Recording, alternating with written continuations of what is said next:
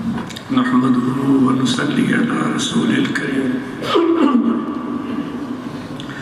اما بعد فاعوذ بالله من الشيطان الرجيم بسم الله الرحمن الرحيم ومن يؤت الحكمة فقد أوتي خيرا كثيرا آمنت بالله صدق الله مولانا العظيم وقال الله تبارك وتعالى في شان حبيبه بسم الله الرحمن الرحيم إن الله وملائكته يصلون على النبي يا أيها الذين آمنوا صلوا عليه وسلموا تسليما اللهم صل على سيدنا ومولانا محمد وعلى آله وأصحابه أجمعين.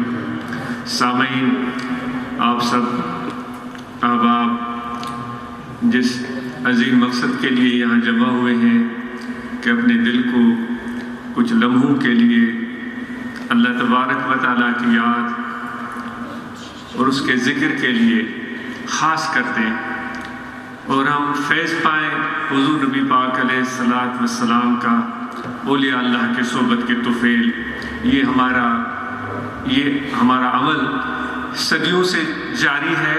ہمارے ما سلف کا یہی طریقہ رہا ہے. جب وہ ملتے تھے تو ان کے جمع ہونے کا مقصد اللہ تعالیٰ کا ذکر اور اس کی رضا ہوتی تھی، اور جب وہ الگ ہوتے تھے تو ان کے الگ ہونے کا مقصد بھی اللہ تعالیٰ کا ذکر اور اس کی رضا ہوتی تھی. ہم نے توحید آشنا سارے جہاں کو کر دیا، ہم نے توحید آشنا سارے جہاں کو کر دیا، ہم جہاں جاتے تھے جاتا تھا اللہ کا نام بھی.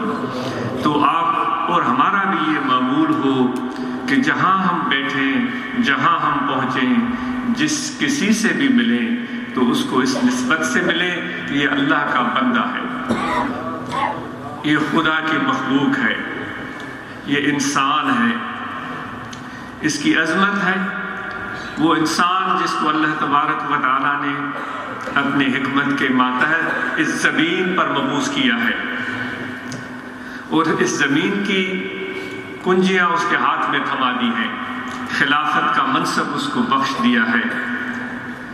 اس زمین میں اصلاح اور محبت اور مواخات اور مساوات قائم کرنے کا حکم دیا ہے کہ اے انسان، میں نے تجھے اختیار تفویض کیا ہے، اس زمین میں بہترین نظام قائم کرو اور ایک دوسرے کے ساتھ محبت اور پیار سے پیش آؤ، اور ایسا نہ ہو کہ تمہارا نام ظالموں میں سے شمار کیا جائے، جو کہ کسی کا حق چھین لے، کسی کو تکلیف پہنچائے، کسی کو مارے پیٹے، اذیت دے اپنی زبان سے یا اپنے ہاتھ سے.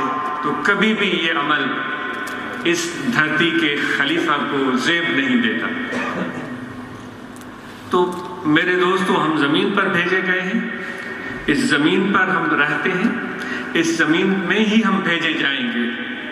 تو ہمیں بھی اپنے آپ کو زمین پر رکھنا چاہیے.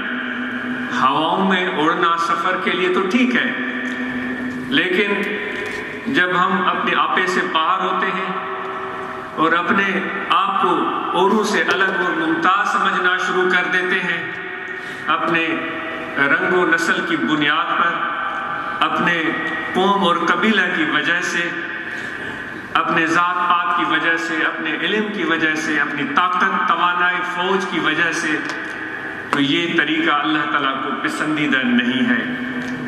تو ہمیشہ جس طرح کہ قرآن مجید میں اللہ تعالیٰ اپنے بندوں کا ذکر کرتا ہے، یہ بہت بڑا اعزاز ہے. اگر بندگی کو اگر ہم اختیار کر لیں، جو خدا کا بندہ ہونے کا اعزاز ہے، اس کو ہم سمجھ لیں، تو اس سے بڑھ کر کوئی اعزاز ہے ہی نہیں. وَعِبَادُ الرَّحْمَٰنِ الَّذِينَ يَمْشُونَ عَلَى الْأَرْضِ هَوْنًا. زمین کی بات ہو رہی تھی، کیونکہ ہمارے خیال اکثر خلا میں رہتے ہیں. وہ تحقیق اور سائنسی باتیں ایک طرف ہیں، وہ تو انسانیت کو اپنی جد و جہد جاری رکھنی ہے. میں ایک دوسرے زاویے سے بات کر رہا ہوں کہ ہم اوروں سے اپنے آپ کو الگ سمجھنا شروع کر دیتے ہیں، اوروں سے اپنے آپ کو بہتر سمجھنا شروع کر دیتے ہیں. پھر وہ کہتے ہیں کہ بھائی اس کے تو پاؤں زمین پر ہی نہیں ہیں.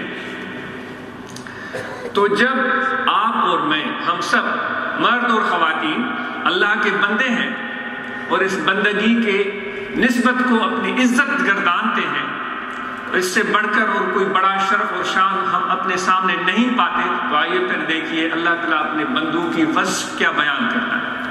کیا اے عالم، اے مولوی، اے پیر، اے فقیر، صاحبزادہ یا رئیس، چودھری، وڈیرے، غریب اور امیر، کیا وہ ان وصفوں میں سے کوئی ایک وصف ہمارے اندر ہے؟ وعباد الرحمن الذین یمشون علی الارض ہونا، اللہ تعالیٰ فرماتا ہے رحمان کے بندے وہ ہیں جب زمین پر چلتے ہیں تو جھک کر چلتے ہیں، ان کی گردن تنی ہوئی نہیں ہوتی، اور صرف اپنے سر کا جھکانا بھی کافی نہیں ہے، اس کا مفہوم یہ ہے کہ ان کی دل جھکے ہوئے ہوتے ہیں، ان کے دل میں عاجزی ہوتی ہے، وہ اپنے حقیقت کو سمجھ رہے ہوتے ہیں کہ ہماری حقیقت یہ ہے کہ ہم بندے ہیں اللہ کے اور اس کے حکم کے پابند ہیں اور اس کی طرف ہمیں لوٹ کر جانا ہے۔ تو وہ جب چلتے ہیں تو جھک کر چلتے ہیں، اور پھر یمشون علی الارض ہونا واذا خاطبهم الجاہلون قالوا سلاما، جب کم علم لوگ، بے علم لوگ ان سے گفتگو کرتے ہیں، وہ جاہلانہ انداز میں، پیش دلانے والے انداز میں، غصہ دلانے والے انداز میں، چڑھانے والے انداز میں ان کو جب اپنے آپے سے باہر نکالنا چاہتے ہیں تو یہ ان سے الجھتے نہیں ہیں، ان سے جھگڑا نہیں کرتے، ان سے لڑتے نہیں ہیں، ان کو سلام کرتے ہیں، مسکراتے ہیں، سلام کرتے ہیں اور آگے بڑھ جاتے ہیں۔ اللہ تعالیٰ نے اپنے بندوں کی یہ اوصاف بیان کی ہے۔ آئیے ہم اپنے آپ کو دیکھتے ہیں، جو چیز ہمیں، جو ایک شخصیت اللہ نے ہمیں دی ہے، آپ کو دی ہے، مجھے دی ہے، اس کا ایک ظاہر ہے۔ ایک ایک چیز کو ہم دیکھتے ہیں، آپ کی آنکھیں، آپ کا سر، آپ کی بھویں، آپ کے گال، آپ کے ہونٹ، ہم سب کے دانت، تھوڑی، پھر یہ شانے، خوبصورت بازو، پھر سینہ، ایک ایک عضو کو دیکھے جائیں۔ اللہ تعالیٰ فرماتا ہے دیکھو میں نے تمہارے اعضاء کو کتنا متوازن اور خوبصورت بنایا، ایک ایک چیز کو دیکھتے چلے جائیں۔ یہ ظاہری ایک انسان کی بناوٹ ہے، اس کی جسم کی بناوٹ ہے، اور اس جسم کو ہم جب دیکھتے ہیں تو اس کو طرح طرح سے ہم سجانے کی کوشش کرتے ہیں، نئے نئے لباس پہنتے ہیں، نئے ڈیزائن کے، نئے کٹ کے، جس میں ہمارے جسم کی حسن اور خوبصورتی نکھر کر سامنے آئے۔ کسی کو اس چیز کا شوق ہے تو اسلام کبھی بھی اس چیز سے منع نہیں کرتا، بلکہ اللہ تعالیٰ فرماتا ہے قل من حرم زینت اللہ التی اخرج لعبادہ، اے میرے حبیب ان کو فرما دیجئے جو خوبصورتی اللہ نے تخلیق کی ہے وہ میرے بندوں پر کس نے حرام کی ہے؟ وہ خوبصورتی ہر چیز میں ہوتی ہے، آپ کا ذوق ہے، آپ کی پسند ہے۔ اگر مجھے یہ چیز پسند نہیں آتی تو مجھے یہ بھی حق نہیں پہنچتا کہ میں اوروں سے لڑتا جھگڑتا پھروں کہ تم نے یہ خوبصورت لباس کیوں پہنا ہے، اس وضع قطع کا لباس کیوں پہنا ہے، اب مجھے حق کس نے دیا ہے؟ میں آپ سے نہیں بات کر رہا ہوں، میں اپنے آپ سے بات کر رہا ہوں، مجھے حق کس نے دیا ہے؟ جب اللہ خود فرماتا ہے کہ جو بھی خوبصورت چیزیں ہیں وہ میں نے اپنے بندوں کے لیے رکھی ہیں، وہ آپ کا ذوق ہے، آپ کا شوق ہے، آپ کی پسند ہے، اور خدا کی شان ہے کہ اللہ تعالیٰ نے انسان کو جسم ہی ایسا دیا ہے جس کو ڈھانپنا پڑتا ہے، اور کسی کو موٹا لباس چاہیے، کسی کو پتلا لباس چاہیے۔ وہ کہتے ہیں عمر فاروق رضی اللہ تعالیٰ عنہ کو موٹا لباس پسند ہے، ان کی خدمت میں کسی شخص نے بہترین کپڑا خرید کر کے پیش کیا، وہ جب کپڑا ان کے سامنے لایا گیا، تحفہ دیا، اس کپڑے کو دیکھا اور فرمایا کہ یہ تو بہت ہی نفیس اور کمزور سا لباس ہے، یعنی کہ اپنے لیے اس کو اتنا پسند نہیں کیا، مجھے تو اس سے بھی موٹا بھدا اور مضبوط کپڑا چاہیے۔ دوسری طرف امام ابو حنیفہ رضی اللہ تعالیٰ عنہ جن کی فقہ پر ہم عمل کرتے ہیں، میری کوشش ہے 30 منٹ میں گفتگو ختم ہو جائے، ان کی یہ عاجز بات کرتا ہے کہ منصور عباسی کے دور میں ان کو بادشاہ نے اپنی بارگاہ میں منگوایا، وہ ان سب چیزوں سے ہٹ کر رہتے تھے. ان کا بزنس بھی تھا, ان کا کاروبار بھی تھا. ان کا ایک دوست کہتا ہے انہوں نے مجھے حکم دیا کہ آج بادشاہ نے مجھے دربار میں منگوایا ہے, جاؤ بغداد میں کوئی اچھی چادر ہو وہ مجھے دلوا دو. کپڑے تو ہیں لیکن چادر. وہ کہتا ہے کہ میں پورے دکانوں میں بازاروں میں بھاگا, ایک جگہ سے 1200-1300 درہم یا کم و بیش قیمت سب سے مہنگی چادر وہ مجھے ملی. میں نے امام ابو حنیفہ کی بارگاہ میں پیش کی, وہ اپنے کندھوں پر رکھ کر چلے گئے. اور جب واپس آئے, وہ جو بھی ملاقات ہوئی اکثر بادشاہ ان سے خوش نہیں رہتے تھے, ان کو بعض اوقات سزائیں بھی دی گئی. دیکھو آج تو ہم علماء کے مزے ہی مزے ہوتے ہیں, وہ کہتے ہیں سر کڑھائی میں اور انگلیاں گھی میں. ان کو سزائیں دی گئی, امام ابو حنیفہ کو سزائیں دی گئی, جیل میں ڈالا گیا محض اس وجہ سے کہ خلیفہ کا حکم تھا کہ تم قاضی القضات بن جاؤ. وہ اس چیز سے انکار کرتے تھے, یہ عہدہ نہیں چاہیے. آج تو یہ بات انہونی لگتی. تو کہتے ہیں وہ جب واپس آئے اپنے دوست کو کہنے لگے یہ کیسی چادر تو نے مجھے دی تھی, اتنی گھٹیا چادر. میں بادشاہ کے سامنے گیا تو مجھے شرمندگی محسوس ہو رہی تھی. وہ ان کا دوست کہتا ہے میں سر پیٹ کر رہ گیا کہ اس سے مہنگی چادر تو پورے بغداد میں کسی کے پاس نہیں ہے. تو بہرحال میں عرض کر رہا تھا, یہ جسم جو اللہ نے ہمیں ودیعت کیا ہے اس کے خد و خال کو دیکھیں, خوبصورتی کو دیکھیں, اس کے پورے انداز اتوار کو دیکھیں, اور کس طرح بہترین طریقے سے لقد خلقنا الانسان فی احسن تقویم, بے شک انسان کو ہم نے بہترین سانچے میں ڈالا. ایک بار نہیں 4 بار مقدس چیزوں کا ذکر کر کے قسم اٹھانے کے بعد اللہ تعالیٰ فرماتا ہے ہم نے ایسے ذکر کرا ہے جیسے کہ اللہ تعالیٰ کو کسی ایسی نوع کا ایسی نوع مخلوق کا ذکر کر رہا ہے جس سے خدا کو بہت پیار ہے. ایسے انداز, ایسے مقصود ہے. مجھے دین کی قسم ہے, مجھے زیتون کی قسم ہے, مجھے طور سینا کی قسم ہے, مجھے مدینہ بلد الامین کی قسم ہے. اب دیکھیں کتنے پیار سے کہا جاتا, اور پھر کہتا ہے اے انسان تجھے میں نے خوبصورت بنایا. یعنی کتنے پیار بھرے انداز میں اس چیز کو اللہ تعالیٰ بیان کر رہا ہے. تو کتنی محبت ہے اللہ تعالیٰ کو انسان ذات کے ساتھ, کتنا پیار ہے اور کتنی شفقت ہے اس کو. تو یہ ہمارا ظاہر ہے جس کی تعریف اور توصیف خود اللہ بیان فرماتا ہے. دنیا تو اس کی تعریف توصیف کرتی ہے, لیکن خود خدا اس کی تعریف اور توصیف بیان کر رہا ہے کہ انسان کو جتنی بھی میری تخلیقات ہیں, جتنی بھی میری مخلوقات ہیں, انسان کو میں نے بہت ہی ممتاز اور نرالا اور نمایاں کر کے پیدا کیا.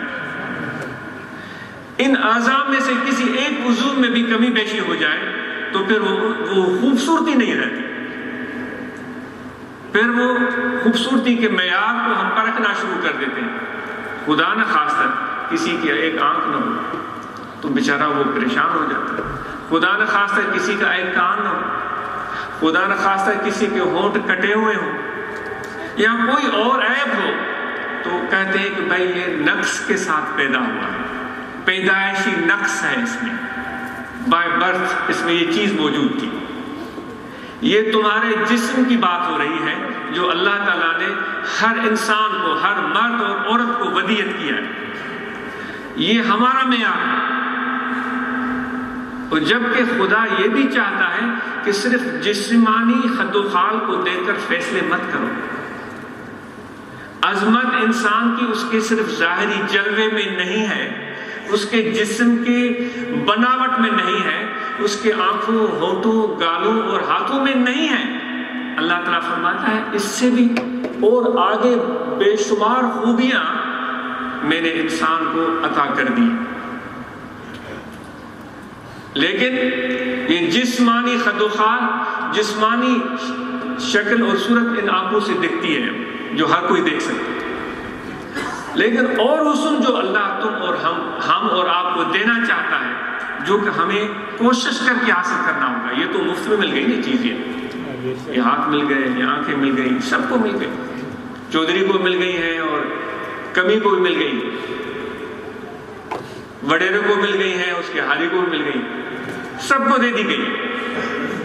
اس میں ہم سب برابر ہیں، کسی کو بھی اس میں کوئی فرق اللہ تعالیٰ نے نہیں دیا کہ کوئی چودھری کی کوئی بناوٹ نرالی ہو اور جو غیر چودھری ہے اس کی بناوٹ کچھ اور ہو، پیر صاحب جو ہو اس کی کچھ الگ شکل بنائی گئی ہو اور جو مرید ہو اس کی الگ شکل بنا دی گئی ہو، ایسا کچھ بھی نہیں ہے۔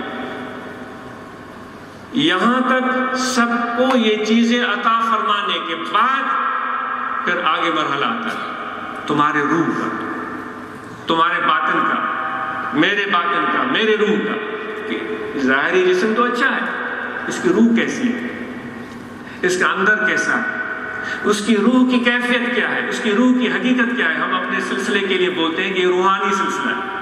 یہ روحانی سلسلہ کس لیے ہے؟ یہ روحانی سلسلہ اس لیے ہے کہ ہم سب کو اپنے روح کی خوبصورتی کو حاصل کرنے کے لیے کوشش کرنی ہے، اپنے باطن کو خوبصورت بنانے کے لیے جدوجہد کرنی ہے۔ اس لیے اس سلسلے کو روحانی بولتے ہیں، صرف ایک نام نہیں ہے، ایک لائحہ نہیں ہے، یہ ایک بہت بڑے ذمہ داری اور بہت بڑے کام کی طرف اشارہ ہے۔ اس روح کی حقیقت کو دیکھنے کے لیے اس کے روح کی حقیقت کیا ہے، اس کے لیے عقل کی آنکھیں چاہیے، یہ سر کی آنکھیں نہیں، عقل کی آنکھیں چاہیے۔ وہ عقل کی آنکھیں حاصل کرنا یہ بھی بڑے کمال کی بات ہے، جس کو بصیرت بولتے ہیں۔ اللہ تعالیٰ فرماتا ہے جس کو میں نے حکمت دی ہے، جس کو میں نے حکمت عطا کی ہے، اس کو میں نے خیر کثیر بخش دیا۔ یہی وہ حکیم ہیں جن کو نور بصیرت ہوتا ہے۔ اتقوا من فراست المومن فإنه ينظر بنور اللہ۔ حضور علیہ السلام ارشاد فرماتے ہیں مومن کی فراست سے ڈرو، اس کی حکمت سے ڈرو، اس کے عقل سے ڈرو، کیونکہ وہ جب دیکھتا ہے وہ اللہ کے نور سے دیکھتا ہے۔ وہ تمہاری شکل، تمہارے لباس، تمہارے رنگ، تمہارے نسب، حسب کو نہیں دیکھ رہا ہوتا، تمہارے دل اور تمہارے روح تک اس کی نظر جاتی ہے۔ اس روح کی حقیقت کو جاننا ہم سب کے لیے آسان کام نہیں ہے۔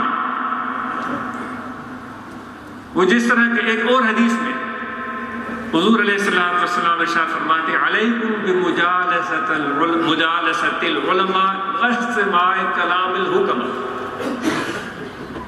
اللہ تعالیٰ نے فرمایا میرے جس کو حکمت عطا کی ہے اس کو خیر کثیر دیا، جس کو خیر کثیر مل گیا ہے تو اس کے پاس رہو گے تو اس خیر کثیر میں سے بہت بڑے خزانے میں سے، بہت بڑی دولت میں سے تمہیں بھی حصہ ملے گا۔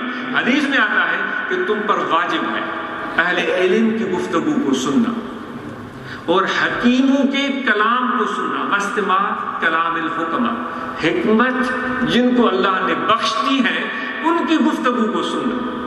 کیوں ضروری ہے؟ یہ حدیث مبارکہ میں حضور علیہ السلام پھر آگے ارشاد فرماتے ہیں فَإِنَّ اللَّهَ يُحْيِي الْقَلْبَ الْمَيْتَةَ بِنُورِ الْحِكْمَةِ كَمَا يُحْيِي الْأَرْضَ الْمَيْتَةَ بِمَاءِ الْمَطْرِ۔ جو حکیموں کا کلام ہوتا ہے، حکمت والی گفتگو ہوتی ہے، وہ تمہارے مردہ دل کو زندہ کرتے ہیں۔ بے شک اللہ فإن اللہ یحیی القلب المیت، مردہ قلب کو بنور الحکمت، اس حکمت کے نور سے اللہ تعالیٰ اس کو زندہ کرتے ہیں۔ کما یحیی الارض المیتۃ، جس طرح کہ بنجر اور ویران زمین ہو، خشک ہو اور اس میں کوئی ایک پودا نہیں اگتا، ایک پتا نہیں نکلتا، ایک کوپل نہیں پھوٹتی، اس زمین پر جب بارش برستی ہے تو وہ مائے مت، بارش کا پانی اس کے اندر، اس کے سینے میں جو چھپے ہوئے بیج ہوتے ہیں ان میں وہ صلاحیت پیدا کر دیتا ہے کہ وہ زمین کا سینہ چیر کر باہر آ جاتے ہیں، وہ زمین، وہ کھیت ہری بھری ہو جاتے ہیں۔ تو اس دل کو جو کہ یہ جو عام دل ہے، اس کو حضور علیہ السلام نے مردہ دل سے تعبیر کیا ہے، یعنی کہ جو ایسی صحبت سے، ایسے کلام سننے سے محروم ہے تو اس کا دل مردہ ہے۔ اس مردگی کو ہر ایک نہیں جانتا۔ ہم سمجھتے ہیں کہ زندگی اس چیز کا نام ہے کہ ہم کھائیں پیئیں، گھومیں پھریں، عیش کریں، اچھے کپڑے پہنیں اور کھاتے پیتے رہیں اور پھر نکالتے رہے پیٹ سے، معدے سے پھر دوسری چیزیں ڈالیں، پھر پیٹ سے نکالیں، پھر تیسری چیزیں ڈالیں، پھر پیٹ سے نکالیں. یہ ہماری زندگی کا مقصد ہے. کیا یہ انسان کی زندگی ایسی ہونی چاہیے؟ وہ کسی دانشور کا قول ہے، وہ میں نقل کر دیتا ہوں ان کی گفتگو. وہ کہتے ہیں کہ جو زندگی صرف اس لیے گزارتے ہیں کہ زیستن برائے خوردن، زیستن یہ فارسی لفظ ہے زندہ رہنا، کہ زندگی اس لیے ہے کہ ہم کھائیں پئیں. تو وہ کہتے ہیں کہ وہ پھر ان کا مثال کچھ اس طرح ہے کہ جس طرح چکی ہوتی ہے، اس کے ایک سرے میں آپ گندم ڈالتے ہیں اور دوسرے سرے سے آٹا نکلتا ہے، اس کو ہم آٹے کی چکی بولتے ہیں. اگر انسان زیستن برائے خوردن کہ زندگی اس لیے ہے کہ میں کھاؤں پیوں، اس وجہ سے میں زندہ رہوں، تو پھر وہ ایک ایسی مشین بن جاتی ہے جس کے ایک سرے سے کھانا ڈالا جاتا ہے، دوسری طرف سے گوبر نکلتا ہے. میں غلط کر رہا ہوں؟ اگر صرف یہ بات ہے کہ زیستن برائے خوردن، زندہ اس لیے کہ کھائیں پئیں، تو وہ کہہ رہا ہے کہ پھر اپنے آپ کو گوبر بنانے کی مشین بنانا ہے، اتنی اپنے معیار کو نیچے گرا دے. تو اس لیے سوچئے، ابھی نوجوان کھڑے ہو کر بات کر رہے تھے کہ میں پڑھتا بھی تھا، میری شادی بھی ہو گئی، لیکن میں سوچنے لگا کہ زندگی کس کی ہے. ہم میں سے کتنے لوگ ہیں جن کے ذہن میں یہ سوال ابھرا کہ میں زندہ کس لیے ہوں، میں یہاں کس لیے آیا ہوں، میرا مشن کیا ہے، میرا گول کیا ہے. یہ دنیاوی چیزیں چند جو مجھ سے پہلے کروڑوں ہزاروں لوگ آئے اور انہوں نے بنائی اور وہ چھوڑ کر چلے گئے، کیا یہی میری زندگی کا مقصد ہے؟ تو میں عرض کر رہا تھا کہ ظاہری جسم، پھر تمہارا باطن، روح، اس روح کو دیکھنے کے لیے عقل کی آنکھیں چاہیے. اس روح کو سنوارنا تو بہت بڑی افضل بات ہے. آئیے ہم صرف چند باتوں کا ذکر کرتے ہیں. سجانے سے پہلے تو گندگی صاف کرنی پڑتی ہے. آپ نے گھر لے لیا، وہ گھر جھاڑ جھنکار سے بھرا ہوا ہے، گند اور کچرا اس میں پڑا ہوا ہے، تو کیا آپ بتائیں کہ اس کے دیواروں کو رنگ کرانا شروع کریں گے، فرنیچر رکھنا شروع کر دیں گے، یا پہلے آپ اس گندگی کو، اس مٹی، دھول اور جھاڑ جھنکار اور جو بھی جالے ہیں مکڑیوں کے، ان کو دور کرنے کی کوشش کریں گے؟ بتائیے کیا کریں گے؟ پہلے پینٹ کریں گے یا جھاڑ جھنکار اور مکڑیوں کے جالے اور مٹی دھول اس کو صاف کرنے کی کوشش کریں گے؟ کیا کریں گے؟ پہلے صفائی کریں گے. وہ جب تک وہ ساری مٹی دھول باہر نہیں جائے گی تب تک دیواروں کو رنگ کرنا فضول ہو جاتا ہے، وہ کسی کام کا نہیں ہے. تو آئیے پہلے تو ان جھاڑ جھنکار کا ذکر کرتے ہیں جو کہ عقل کی آنکھ سے جب دیکھا، اندر فہم کی آنکھ سے، حکمت کی آنکھ سے، تو اندر وہ جھاڑ جھنکار اور مٹی اور دھول نظر آئی. تو وہ مٹی، دھول اور جھاڑ جھنکار، اس کا نام کیا؟ اس مٹی، دھول اور جھاڑ جھنکار کو جب تک ہم صاف نہیں کریں گے تو تب تک وہ سارا زیب و زینت، خوبصورتی وہ ادھوری ہے. سب سے بڑی خرابی تو جہالت ہے، علم سے محرومی. یہ اگر علم نہیں ہے تو سمجھیں کہ اندر مٹی دھول سے بھرا ہو، کیونکہ اللہ تعالیٰ نے انسان ذات کو جو اس کی نمایاں خصوصیت فرشتوں کے سامنے بیان کی تھی وہ یہ تھا کہ اس کو، جس کو میں انسان کو میں پیدا کر رہا ہوں، اس کو میں علم دوں گا. اور پھر ان کو فرشتوں نے کہا تھا ہم عبادت کریں گے، ہم رکوع کریں گے، ہم سجدے کریں گے، ہم تسبیح پڑھیں گے، ہم بندگی کریں گے اور دن رات کریں گے. اللہ تعالیٰ نے فرمایا کہ ہاں تم سب یہ کرتے ہو، لیکن اس تخلیق کو جو میں بنا رہا ہوں اس کی ایک امتیازی شان ہے، میں مکمل کر لوں پھر تم دیکھیے گا. جب اس کی تخلیق مکمل فرمائی تو پھر فرشتوں کے سامنے جو ان کا مکالمہ ہوا، ان کے سامنے چیزیں پیش کر دی گئی. بتاؤ یہ کون سی چیزیں؟ فرشتے نہیں بتا سکے. آدم علیہ السلام بتاتے چلے گئے، درختوں کے نام، پہاڑوں کے اندر جو معدنیات پائے جاتے ہیں، منرلز کے نام بتاتے چلے گئے، ان میں کیا خصوصیات ہیں وہ بتاتے چلے. تو پہلی چیز اے میرے بھائیوں جو ہے وہ جہالت کا اندھیرا ہے. جب تک ہم اس کو اندر سے صاف نہیں کریں گے تو وہ ساری زیب و زینت جو ہم اختیار کرتے ہیں وہ ادھوری ہے. وہ جہالت کو علم کی روشنی سے دور کرنا ہے۔ میرے آقا و مولا حضرت صلی اللہ علیہ وآلہ وسلم فرماتے ہیں کہ میں تمہارے لیے عرصے میں درہم و دینار چھوڑ کر نہیں جا رہا ہوں، میں تمہارے لیے علم چھوڑ کر جا رہا ہوں۔ وہ چودھری وڈیرے یا پیر جو آج کل ہم نام کے بڑے بڑے پیر فقیر بن جاتے ہیں، اور پھر ان کے پیچھے ہمارے مقاصد کچھ اور ہوتے ہیں، اچھے لوگ بھی ہیں، لیکن ہم عام لوگ جو ہیں ان کو سمجھ میں ہی نہیں آتا کہ بھائی یہ واقعی رہنمائی کے قابل ہے یا نہیں۔ تو بھائی اللہ نے عقل آپ کو عطا فرمایا ہے، فہم آپ کو عطا فرمائی ہے، اس کو استعمال کریں، اس کو پرکھیں، اس کے ساتھ بیٹھ کر اس کی صحبت کرنے کے بعد واپس جا کر گھر میں اپنے دل کو ٹٹولیں کہ اس کی صحبت میں بیٹھنے کے بعد کون سے خیالات دل میں آئے، مثبت خیالات آئے، اچھے خیالات آئے، پازیٹیو خیالات آئے، زندگی میں کوئی تبدیلی رونما ہوئی۔ اگر اس کی صحبت میں بیٹھ کر پازیٹیو چیزیں نہیں ملتی، میں ہی کیوں نہ ہوں، اس کی صحبت میں بیٹھ کر پازیٹیو چیزیں نہیں ملتی اور منفی سوچیں آ جاتی ہیں، تو پھر ایسی صحبت سے آدمی اکیلا بہتر ہے۔ تو میرے دوستوں، گفتگو کو مختصر کرنے کی کوشش کی جائے گی کہ وہ جہالت کو دور کریں، پھر اپنے غضب اور غصے کو کنٹرول میں لے آئیں۔ یہ ایسا سمجھیں کہ ایک بہت بڑی بنیادی خامی ہے جو انسان میں پائی جاتی ہے۔ وہ جب اپنے غضب، غصہ، خشم اس کے اندر ابلتا ہے تو پھر وہ انسانیت کے مقام سے نیچے گر جاتا ہے، وہ شیطان کے ہاتھ میں چلا جاتا ہے، وہ شیطان کی گیند بن جاتا ہے، کبھی اس کو ادھر پھینکتا ہے، کبھی ادھر پھینکتا ہے۔ تو اپنے غضب اور غصے کو کنٹرول میں رکھنا یہ ہر ذکر والے کی ذمہ داری ہے۔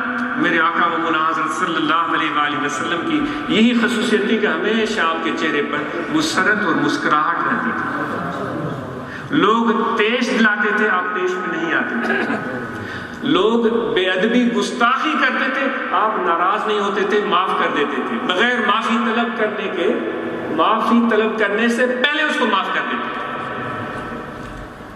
تو اس غضب اور ناراضگی کو اندر کی بہت بڑی خامی سمجھی۔ جس طرح میں جسم کی خصوصیات کا عرض کر رہا تھا، کسی کی آنکھ نہ ہو، کسی کا خدا نخواستہ ہاتھ نہ ہو، کسی کی ناک کٹی ہوئی ہو، تو ایسے سمجھیں جس کو جہالت ہے اس کی آنکھیں ہی نہیں، تو اس کی خوبصورتی کیسی ہوئی؟ اگر اس کو غضب اور غصے پر کنٹرول نہیں ہے پھر ایسے سمجھیں کہ اس کا ناک ہی نہیں۔ میں ایک مثال دے رہا ہوں، پھر اس کی خوبصورتی کیسی خوبصورتی ہے؟ ہم اس خوبصورتی کی بات کر رہے ہیں جس کو حاصل کرنے کے لیے انسان ذات کی طرف اللہ نے کتابیں نازل فرمائی ہیں، اس خوبصورتی کی بات کر رہے ہیں۔ اللہ تعالیٰ نے فرشتوں کو بھیجا ہے اور نبیوں کو بھیجا ہے، اور سب سے آخر میں میرے آقا و مولا حضرت صلی اللہ علیہ وآلہ وسلم کو بھیجا ہے۔ اس خوبصورتی کی بات کر رہے ہیں۔ وہ خوبصورتی پانا تمہاری اور میری ذمہ داری ہے، ورنہ تو یہ نمازیں، یہ رکوع سجود، یہ ہمارے مکمل تب ہوں گے جب ان کا جو اصل مقصد ہے، ان رکوع اور سجود کا جو اصل مقصد ہے وہ حاصل نہیں ہوتا تو رکوع بھی ادھورے ہیں، سجود بھی ادھورے ہیں، نامکمل ہے۔ رومی صاحب نے کہا ہے کہ تو مسجد می روی بہرے سجود، تو مسجد می روی بہرے سجود، سر بجنبن دل جنبن این جسود۔ اے عالم، اے چودھری، اے عام، اے فقیر، اے مولوی، پیر صاحب، مسجد میں جاتے ہو، سالوں سے سجدے کرتے ہو، تمہارا سر جھکتا ہے، تمہارا دل نہیں جھکتا، اس سجدے کا کیا فائدہ؟ تو یہ دل کب جھکتا ہے یہ اس کو پتا ہوگا جس کو حکمت ملتی ہے۔ تمہیں بھی اپنے بارے میں بھی تب پتا چلے گا جب تمہیں حکمت ملے گی، ایسے پتا نہیں چلے گا، ایسے تم گنتے رہو گے، بھائی میں نے اتنی 5 نمازیں ایک ہفتے میں اتنی ہو گئی، سال میں اتنی ہو گئی، میں نے اتنی نمازیں پڑھی ہیں، جس طرح شیطان گروا رہا تھا، میں نے تو اتنی عبادت کی ہے، میں نے تو اتنے سجدے کیے۔ وہ شیطان کا دل نہیں جھک رہا تھا خدا کی بارگاہ میں، میں نے یہ کیا ہے، میں نے وہ چودھری کیا خدا کے سامنے ہم اس طرح بات کریں گے، میں نے اتنی عمریں کیے تھے، میں نے اتنے سجدے کیے تھے۔ خدا تو ہمارے دل کو ٹٹول رہا ہوگا کہ اس دل میں کیا ہے، میری بندگی ہے، میری محبت ہے، عجز لے کر آیا ہے، وہ کہتے ہیں کہ بارگاہ حضور علیہ السلام جب خدا کی بارگاہ میں پیش ہوئے تھے تو اللہ تعالیٰ نے دریافت کیا تھا کہ میرے لیے کیا تحفہ لائے ہو، تو اس نے کہا تھا میں بندگی اور عاجزی تیرے تحفے میں لایا ہوں۔ وہ کہہ سکتے تھے کہ میں نے اتنی نمازیں پڑھی ہیں، میں نے ہجرت بھی کی ہے، میں نے عمرہ بھی کیا ہے، میں نے رکوع بھی کیے ہیں، میں نے سجدے بھی کیے۔ انہوں نے کہا میں عجز اور عاجزی اور بندگی تیری خدمت میں لے کر آیا ہوں۔ کچھ سیکھو سلیقہ میرے بھائی، کچھ ادب سیکھو۔ یہ کوئی کھیل تماشا نہیں ہے میرے بھائی۔ ایسے نہ ہو کہ زندگی بھر کی ہماری محنت رائگان چلی جائے۔ تو ظاہری جسم کو بے شک خوبصورت بناؤ، لیکن روح اور قلب کی خوبصورتی کے لیے میں صرف جھاڑ جھنکار اور جو غلاظتیں خرابیاں ہیں ان کا صرف ذکر کیا جا رہا ہے۔ اور تیسرے نمبر پر جو چیز ہمیں ہمارے باطن کو خراب کر دیتی ہے وہ ظلم ہے۔ ہم ظلم کرتے ہیں ہر مسکین اور غریب پر، اور ظلم کے مختلف طریقے ہوتے ہیں، بیان طویل ہو جائے گا۔ اگر ظلم نہیں کرتے تو عدل بھی نہیں کرتے۔ یاد رکھو، جب تک تم اپنے اندر سے یہ ظلم کا احساس مٹاؤ گے نہیں، اور جو چیز تم اپنے لیے پسند کرتے ہو اپنے بھائیوں کے لیے پسند نہیں کرو گے، تو تم عدل اور انصاف کی تقاضا کو پورا نہیں کر سکتے ہو۔ تو اس ظلم کے احساس کو دل سے مٹاؤ۔ کسی پر بھی ظلم ہو، کسی پر بھی تکلیف ہو، کسی پر بھی مشقت ہو، ہمیں سزاوار نہیں ہے اس کے ظلم کو دیکھ کر تماشا ہم دیکھتے رہیں۔ ہاں اچھا یہ پٹ رہا ہے، اوہ واہ چلو تماشا دیکھتے ہیں۔ ہمارا حق بنتا ہے کہ مظلوم کی مدد کریں، اس کو ظلم سے بچائیں جتنا بھی ممکن ہو سکے، کیونکہ آج اس کے ساتھ ظلم ہو رہا ہے، کل میرے ساتھ بھی ظلم ہو سکتا ہے، بغیر کسی فرق کے۔ کوئی بھی ہو، کسی مذہب، کسی رنگ، کسی نسل، کسی بھی طرح کا انسان ہو، اس پر ظلم ہو رہا ہے، ہماری ذمہ داری بنتی ہے اس ظلم کا مداوع کریں۔ امام اعظم امام ابو حنیفہ، بغداد کا وہ زمانہ تھا کہ مسلم غیر مسلم ایک ساتھ رہتے تھے۔ یہاں یہ نظارے نظر آتے ہیں، ذاتی طور پر میرا علم بھی کم ہے اور میں ایک ناقص العقل انسان ہوں، مجھے یہ نظارے اچھے لگتے ہیں۔ میں یہاں ایک مذہب کا، یہاں دوسرے مذہب کا، یہاں تیسرے مذہب کا، یہ میرا ناقص خیال، مجھے اچھے لگتے ہیں نظارے۔ یہی نظارے دیکھنے یہاں آتے ہیں، بھائی کیسے یہ لوگ ملتے ہیں، کیسے باتیں کرتے ہیں۔ آپ کو پتہ ہے بغداد میں ایسا زمانہ تھا کہ بڑے حکمت و دانشور لوگ وہاں آ کر بسے تھے اور بڑی تحقیق کا کام ہوا تھا۔ انہوں نے یونان کا فلسفہ بھی ڈھونڈ نکالا تھا، ایک دارالحکمت قائم کی تھی جس میں دن رات لوگ بیٹھ کر ترجمے کرتے تھے، ایسی کتابوں کو لکھتے تھے جن کو آج ہم پڑھنا گوارا نہیں کرتے۔ وہ چند لگی بندی کتابیں ہیں، وہ پڑھتے ہیں اللہ اللہ خیر سے۔ تو پھر انہی ماحول میں سے غزالی بھی پیدا ہوا، اسی ماحول میں سے بڑے بڑے لاجواب انسان پیدا ہوا۔ تو امام ابو حنیفہ کا جو پڑوسی تھا وہ شرابی تھا، آپ کو پتا تھا وہ شراب پیتا ہے، لیکن وہ آپ اس کی ہر بات کو برداشت کر لیتے تھے۔ وہ رات کو بیٹھ کر وہ مطالعہ کریں یا کچھ عبادت کریں، وہ شراب پی کر چیخ ہو، ادھم پکار مچائے، لیکن مجال ہے کہ کبھی شکایت کریں؟ کبھی بھی نہیں۔ سالہ سال یہ سلسلہ چلتا رہا۔ ایک رات آپ اٹھے، آپ نے دیکھا کہ وہ آواز نہیں آ رہی، اس شرابی کی آواز نہیں آ رہی، بے قرار ہو گئے، بے چین ہو گئے۔ کیا ہوا اس کو؟ کیا بیمار ہو گیا ہے؟ طبیعت اس کی ٹھیک نہیں ہے؟ وہ گئے، ان کے دروازے کو کھٹکھٹایا اور لوگوں نے کہا حضرت کیا کام ہے؟ رات کے ٹائم آپ دروازہ اس کا کھٹکھٹا رہے ہیں، یہاں پوچھ رہے ہیں۔ اس نے کہا کہ میرے پڑوسی کا کیا ہو؟ انہوں نے کہا حضرت یہ بڑا ظالم شخص ہے، آج اس کو کوتوال پکڑ کے چلا گیا، تو اس لیے اچھا ہوا کہ یہ جیل میں بند ہے۔ آپ نے کہا کہ میرے پڑوسی کو کوتوال پکڑ کے لے گیا، مجھے پتہ ہی نہیں چلا۔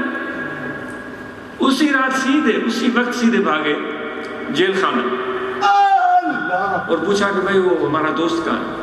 لوگوں نے کہا کہ آپ کا دوست کون ہے؟ یہاں جیل میں آپ کا دوست کیسے آ سکتا؟ وہ سوچ رہے تھے کہ بھائی وہ تو بڑا سبساب ہوں گے اور بڑے بزرگ ہوں گے، جس طرح ہم بھی اس طرح کرتے ہیں۔ آپ کا دوست جیل میں؟ ہاں ہمارا دوست ہے۔ کوتوال وہاں نہیں ہے، وہ کوتوال کے گھر چلے گئے۔ بھائی آپ نے میرے دوست کو پکڑا ہے۔ حضرت میں کیسے گستاخی کر سکتا ہوں؟ ایسے جیسے ادب کے طور پر کہا ہوگا، میں فرضی طور پر کہا بھائی فلاں۔ اس نے کہا وہ صحیح، وہ تو شرابی ہے، تو شراب پیتا ہے، آپ نے فرمایا پیتا ہوگا لیکن آج میری ضمانت ہے، میری ضمانت پر اس کو رہا کر دو۔ یہ بھی نہیں کہا کہ وہ شراب پیتا ہے، پیتا ہوگا۔ اس کو وہاں سے اٹھا کر لے آئے، گھر پہنچایا، پھر سکون سے جا کر عبادت کی۔ اور ہم جو نماز پڑھتے ہیں وہ نماز بھی ہماری بڑی عجیب ہوتی ہے، تو کوئی ادھر سے گزرا تو اپنی نماز کی طرف خیال نہیں ہوتا، اس کی طرف خیال ہوتا ہے، وہ بچہ کیوں شور کر رہا ہے، اس نے مجھے کونی کیوں ماری، وہ میرے آگے سے کیوں گزرا، پتہ نہیں کیسی ہماری نماز ہے۔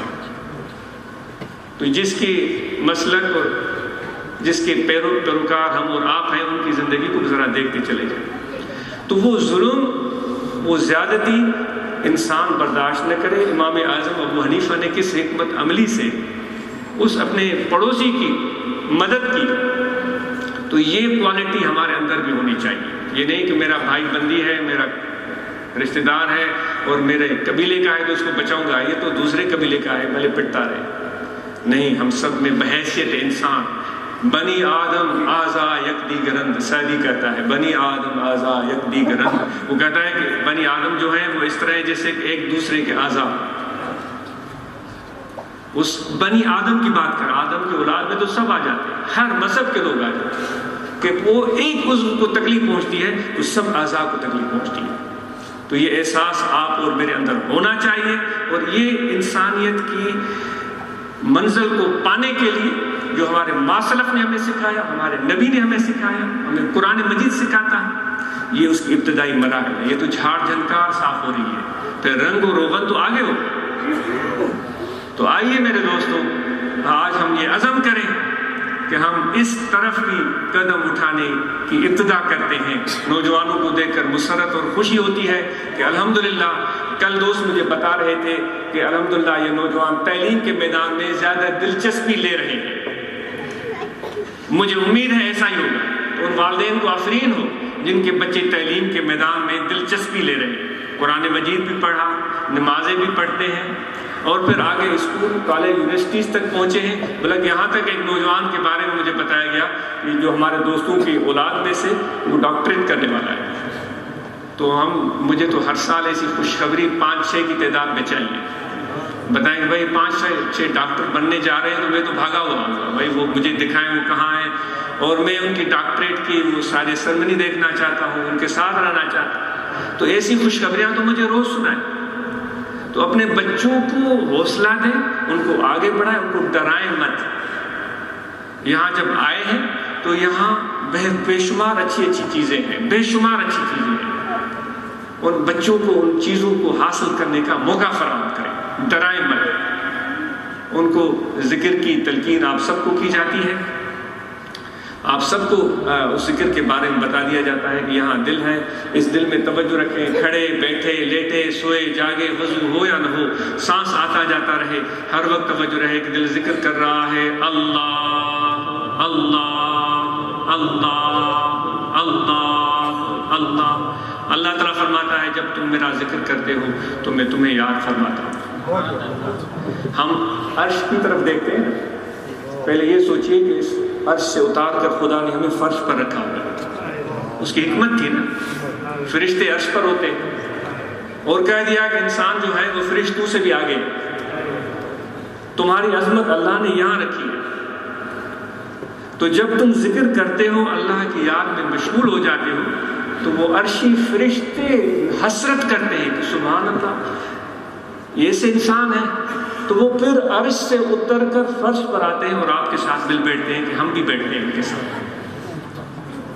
تو اپنا پاؤں زمین پر رکھو تو خدا کا شکر لاکھ بار ادا کرو کہ اس نے تمہیں فرش پر رکھا ہو۔ اس فرش میں خوبصورت چیزیں اللہ تعالیٰ نے تخلیق کر دی ہیں، یہ بہار دیکھیں، یہ درخت دیکھیں، یہ خوبصورت ہوا دیکھیں، یہ میٹھا پانی دیکھیں، یہ اولاد کی نعمت، یہ ماں باپ کی موجودگی، رشتہ داروں کی موجودگی، اتنی بے شمار نعمتیں اللہ تعالیٰ نے تجھے عطا کر دی ہیں۔ تو ان نعمتوں کی شکر ادائی کرو اور ان کے ساتھ انصاف کرو، ان کے ساتھ ظلم نہ کرو، تو تمہارا دل جو ہے وہ عرش بن جائے گا۔ عرش کو فوقیت کیوں حاصل ہے؟ کہ خدا کا عرش ہے، اللہ کا عرش ہے۔ پھر جب تم ظلم سے بچ جاؤ گے، جب تم غصے پر قابو پالو گے، جہالت کو دور کر کے علم کی روشنی اندر میں لے آؤ گے، حکمت پیدا ہو جائے گی، اللہ کا ذکر کرو گے، یہ دل تمہارا عرش بن جائے گا۔ اللہ فرماتا ہے میں اس عرش میں نہیں، تمہارے دل کے عرش میں رہتا ہوں، پھر خدا بھی تیرے ساتھ ہو، معکم اینما کنتم، تم جہاں کہیں ہو اللہ تمہارے ساتھ۔ تو ذکر کی سب کو دعوت ہے، اللہ اللہ اللہ اللہ اللہ اللہ، یہ مشق کرے، کھڑے بیٹھے لیٹے سوئے جاگے 24 گھنٹے اللہ اللہ اللہ اللہ اللہ۔ یہ ایک دعوت عمل ہے، یہ میں امید ہے کہ یہ ایسی صرف گفتگو نہیں ہے، ایک غور و فکر کی دعوت ہے۔ ذرا اس پر سوچیں، غور کریں، اس کو سمجھنے کی کوشش کریں۔ یہ میں وعدہ کرتا ہوں کہ جو باتیں میں نے عرض کی ہیں کم از کم کوشش کروں گا ایک ہفتے تک ان باتوں پر میں خود بھی غور کرتا ہوں، تاکہ مجھے بھی اور اس میں اور زیادہ بہتری اور رہنمائی حاصل ہو سکے، میں اپنے لیے بہتر کر سکوں۔ آپ کو بھی دعوت ہے ان چیزوں پر غور کیجیے گا۔ اور ذکر تو سب سے اعلیٰ اور افضل ہے، کیونکہ اللہ تعالیٰ خود فرماتا ہے ان الصلاۃ تنہا عن الفحشاء والمنکر، بے شک نماز برائی اور بے حیائی کے کاموں سے روکتی ہے، ولذکر اللہ اکبر، لیکن اللہ کا ذکر تو بہت ہی اعلیٰ، سب اعمال سے اعلیٰ ہے، سب عملوں کا سردار نماز ہے، سب سے زیادہ نماز کا حکم ہے۔ اللہ تعالیٰ فرماتا ہے ذکر تو بہت ہی اعلیٰ ہے۔ کیوں ذکر اعلیٰ ہے؟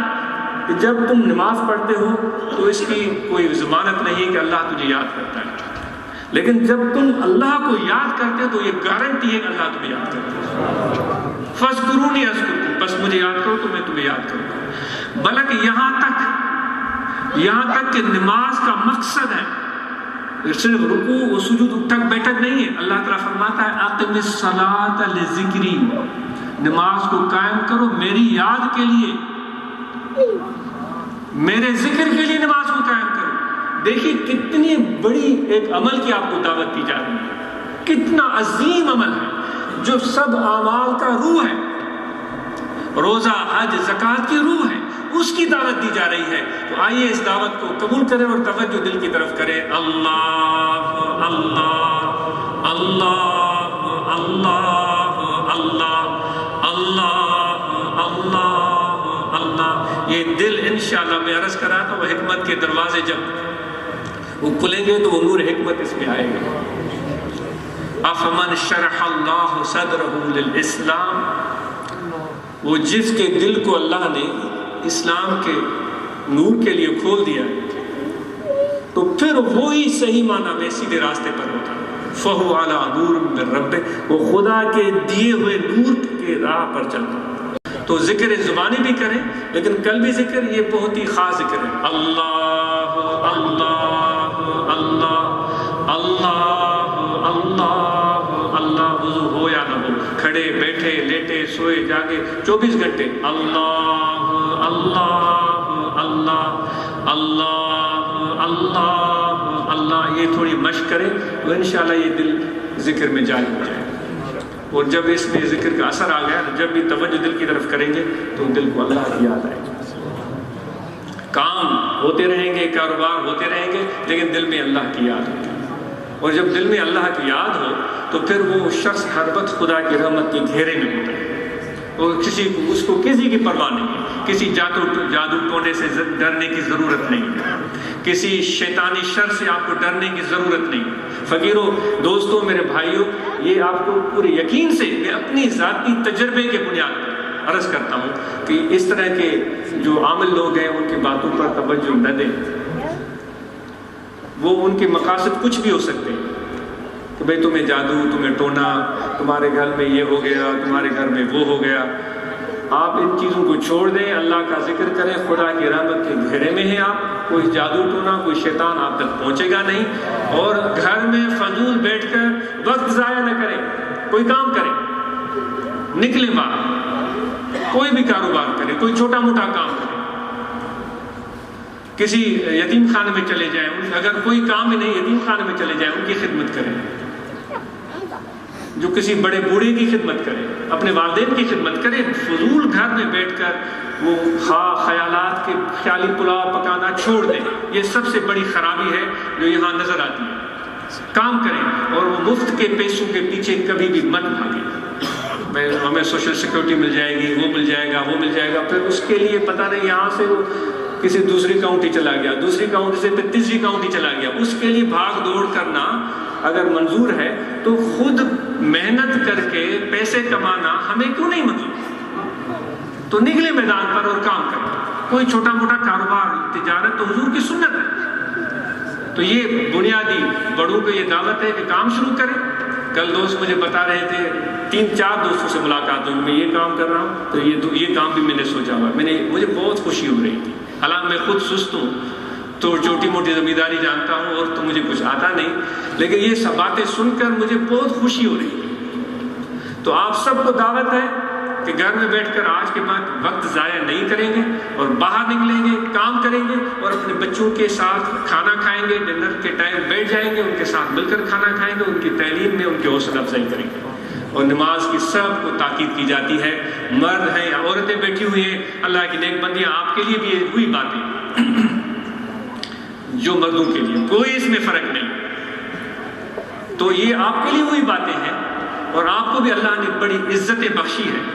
اور حضور علیہ السلام تو عورتوں پر زیادہ مہربان تھے، مردوں سے بھی بڑھتے، بلکہ یہاں تک فرمایا کہ آپ مجھے 3 چیزیں دنیا میں پسند ہے، النساء والطیب وقرۃ عینی فی الصلاۃ۔ عورتیں، ان پر ہمیں بڑی رحمت، شفقت اور پیار محسوس ہوتا ہے۔ اور پھر فرمایا کہ وہ خوشبو ہمیں بہت پیاری لگتی ہے، دنیا کی 3 چیزیں بیان فرمائی، پھر نماز ہمیں بہت پیاری لگتی ہے۔ تو کتنی آپ خوش نصیب ہے، تو حضور علیہ السلام کی کتنی شفقت ہے آپ پر۔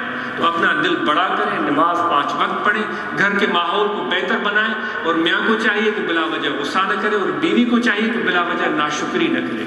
وہ میکے کی پڑی رہتی ہے، اس کو سارا دن مجھے میکے جانا ہے، اور میکے سے چھوٹی چیز آ جائے تو اس کو وہ بڑی خوش ہوتی ہے، شوہر کچھ تحفہ لے کر دے تو اس کو نظر ہی نہیں آتا، تو شوہر بھی کوئی تحفہ لے کر دے تو اس کی بھی، خواتین کو میں گزارش کرتا ہوں اس کی بھی تعریف نہ لیا کریں، میرے شوہر نے مجھے یہ گفٹ دیا۔ اور شوہر کو بھی چاہیے کہ دوست یاروں کو گفٹ دینے کے بجائے اپنی بیوی کو گفٹ دیا کرے، یہ آپ کے لیے ضروری ہے۔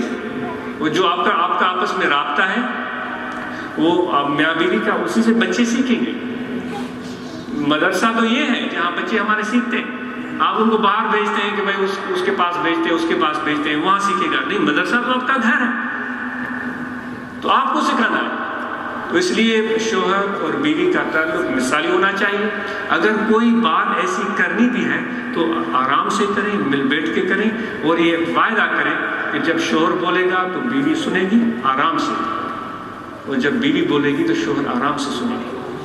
باتیں سن نہیں رہے ہیں ایک دوسرے کی، وہ لڑائی چل رہی ہے، پتہ نہیں ہے کس چیز پر لڑائی ہو رہی ہے، وہ چیخم نہیں ہوتا ہوگا، اسے فرضی میں بات عرض کرتا ہوں، چیخو پکار مچی ہوئی ہے، بھائی ہوا کیا ہے، ہوا کیا ہے، ہوا کیا ہے۔ وہ کہتے ہیں کہ ایک وہ چھوٹی مثال میں عرض کرتا ہوں کہ ایک بندہ گزر رہا تھا، اس نے دیکھا پورا گاؤں رو رہا ہے، تو وہ بیچارہ بڑا پریشان ہوا، تو وہ بھی ان کے ساتھ وہ ماتم کرنے لگا، ہائے ہائے ہائے ہائے، پورا گاؤں کر رہا ہے۔ تو کافی دیر ماتم کرنے کے بعد اس کو ہوش آئی کہ بھائی یہ ماتم کس چیز کا ہو رہا ہے۔ اس نے دوسرے سے پوچھا کہ بھائی یہ کیوں ماتم ہو رہا ہے؟ اس نے کہا مجھے پتہ نہیں، میں نے اس کو دیکھا تھا۔ تو وہ پھر اس کے پاس گیا، بھائی کس لیے آپ یہ سینہ کو بھی کر رہے ہیں، ہائے ہائے کر رہے ہیں؟ اس نے کہا مجھے پتہ نہیں، میں نے اس کو دیکھا تھا۔ بھائی تم بتاؤ، اس طرح 30 لوگوں سے گزر کے ایک شخص پر پہنچا، اس شخص نے کہا کہ میری پتہ نہیں، میری بچی رو رہی تھی تو میں نے اس کو دیکھ کر میں نے ماتم شروع کیا۔ بچی سے پوچھا بچی تم کیوں رو رہی تھی؟ اس نے کہا وہ 5 سال کی بچی، اس نے کہا میں اس لیے رو رہی تھی، یہ بیچ میں دریا ہے، میں اس پار رہتی ہوں، میرے جو رشتہ دار اس پار رہتے ہیں، جب میں 20 سال کی ہو جاؤں گی میرے ماں باپ میری شادی کریں گے، میرے بچے ہوں گے، وہ بچے ننیال آئیں گے تو وہ دریا میں ڈوب جائیں گے، میں اس لیے رو رہی ہوں۔ سمجھے بات؟ تو پتہ نہیں کہ کس چیز پر لڑائی ہو رہی ہے، لیکن چیخ رہے ہیں دونوں۔ تو آج کے بعد یہ بات سب سے میں گزارش کرتا ہوں، میں بھی عمل کروں گا، اگر میاں بولے تو بیوی سنے، بیوی بولے تو میاں سنے، پہلے تو بولنے کی نوبت ہی نہ آئے۔ اگر ایک غصے میں دوسرا صبر کرے، فَإِنَّ اللَّهَ مَعَ الصَّابِرِينَ، آپ کو میں یہ یقین دلاتا ہوں، گارنٹی ہے کہ وہ صبر کرنے والا کامیاب ہے۔ تو چیخم چلانا یہ آپ کو زیب نہیں دیتا. تو ذکر کریں، مرد عورت نماز 5 وقت پڑھیں، اپنے بچوں سے شفقت کا سلوک کریں، اور اسی کے ساتھ اپنے پڑوسیوں کا، دوست احباب کا، سب کا خیال رکھیں. آپ سب کو میں نے 30 منٹ کہا تھا، بہت معذرت ہے، زیادہ ٹائم ہو گیا. اللہ تعالیٰ آپ کا آنا قبول فرمائے، اس مسجد کو آباد و شاد رکھے. آپ اتنی محبت، اتنی عزت اور پیار دیتے ہیں، میں اس قابل نہیں ہوں، ایک عام انسان ہوں، خطا کار ہوں. کوئی بھی غلطی ہو گئی ہو تو مجھے معاف کیجیے گا. اور آپس میں مل جل کر رہیں، محبت سے رہیں، پیار سے رہیں، اور دوسرے کمیونٹیز سے بھی انٹریکشن کریں، ان سے ملیں، ان سے بات کریں، ان سے سلام کریں، ان سے دعا، ان کو ہیلو ہائی کریں، ان سے ملیں جلیں. یہ بہت ضروری ہے. میرے نبی آقا و مولا صلی اللہ علیہ وسلم کی سنت ہے. عمر فاروق کے پڑوس میں ایک مجوسی رہا کرتا تھا. ہمیشہ جب بکرا ذبح کرتے تھے تو اس کا جو بہترین پارٹ ہوتا تھا وہ اپنے مجوسی دوست کے گھر بھیجتے تھے. یہ غزالی احیاء علوم میں فرماتا ہے. تو آپ سب کو چاہیے کہ سب کے ساتھ آپ کا اچھا رابطہ ہو اور ملنا جلنا ہو. سگریٹ، بیڑی، الکوہل، شراب نوشی، سب دوستوں کو گزارش ہے کہ ان سے بچیں اور عہد کر کے اٹھیں کہ ہاں میں اور آپ سب ان چیزوں سے انشاءاللہ دور رہیں گے. ذکر کریں، اور یہ جو محفل کرتے ہیں دوست 11ویں شریف کی دیگر محفل، اس میں آ کر بیٹھیں. یہ میرے مرشد کامل کی کرامت ہے کہ ایسے سینکڑوں لوگ اس طرح بیٹھے ہیں. اس سلسلہ علی کی برکت سے وہ سگریٹ اور شراب چھوڑ چکے ہیں. تو آپ بھی آئیں، بیٹھیں ان فقیروں کے ساتھ، ان نوجوانوں کے ساتھ، دیکھیں کس طرح یہ اللہ کی محبت کا رنگ چڑھتا ہے. اللہ تعالی ہم سب کو توفیق عمل عطا فرمائے. بہت شکریہ جزاک اللہ.